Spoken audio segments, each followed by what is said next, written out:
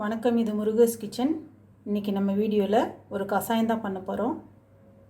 இந்த கஷாயம் நம்மளோட இம்யூனிட்டி பூஸ்டரை அதிகப்படுத்துறதுக்கும் நம்மளோட நோய் எதிர்ப்பு சக்தியை அதிகப்படுத்திக்கிறதுக்கும் சளி பிடிக்காமல் காய்ச்சல் வராமல் பாதுகாத்துக்கிறதுக்கும் இது ஒரு நல்ல கஷாயம். இது உங்களுக்கே நல்லா தெரியும்.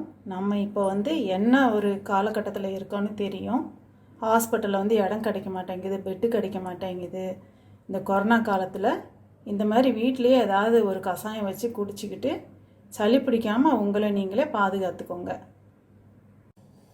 இந்த கஷாயத்தை நீங்கள் வாரத்தில் 2 நாள் இல்லை 3 நாள் இந்த மாதிரி காய்ச்சி குடிச்சிக்கிட்டே வந்தீங்கன்னா உங்களுக்கு எந்த நோயும் உங்களை அண்டவே அண்டாது. ஏன் சொல்கிறேன் அப்படின்னா, மிளகில் உள்ள மருத்துவ குணம், சீரகம், இஞ்சி, பூண்டு, வெத்தலை, மஞ்சள் இதில் உள்ள மருத்துவ குணம் அவ்வளோ சிறப்பானது. இப்போ வாங்க இந்த கஷாயம் எப்படி பண்ணுறதுன்னு பார்க்கலாம். நான் இந்த கஷாயம் 2 பேருக்கு செய்ய போகிறேன். 2 டீஸ்பூன் மிளகு எடுத்திருக்கேன், 1 டீஸ்பூன் சீரகம் எடுத்திருக்கேன், ஒரு சின்ன துண்டு இஞ்சி, 2 பூண்டு பல், 2 வெத்தலை, 1/2 ஸ்பூன் மஞ்சத்தூள். இந்த கஷாயம் செய்கிறதுக்கு 2 டம்ளர் தண்ணி ஊற்றிக்கிறேன்.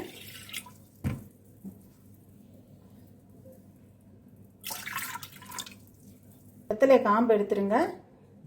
எடுத்துட்டு இதை 4 பிச்சு போட்டுடலாம். இந்த மாதிரி போட்டுக்கோங்க.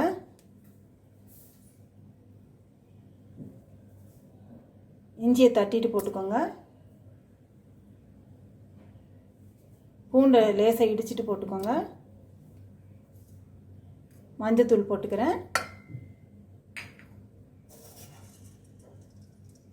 சீரகம், மிளகும் இதிலே போட்டுறேன். இப்போ இதை காய்ச்சிடலாம்.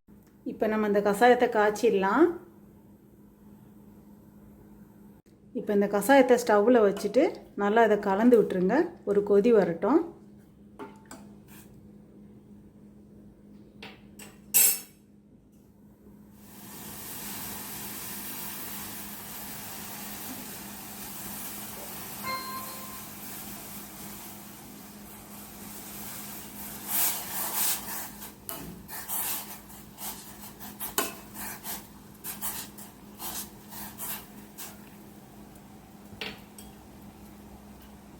இப்போ நல்லா இது கொதி வந்துடுச்சு. இதை நம்ம ஸ்டவ்வை சிம்மிலேயே வச்சு 1 டம்ளர் வர்ற அளவுக்கு நம்ம வற்ற விட்டுடலாம். 2 டம்ளர் தண்ணி வச்சுருக்கோம். 1 டம்ளர் வர வரைக்கும் நம்ம வற்ற வச்சிடலாம். சிம்மில் வச்சுருங்க ஸ்டவ்வை. பாருங்கள், நல்லா கொதிச்சு 1 டம்ளர்கிட்ட வந்துடுச்சு கஷாயம். இப்போ நம்ம இந்த கஷாயத்தை வடிகட்டிடலாம். கஷாயத்தை வடிகட்டிட்டேன்.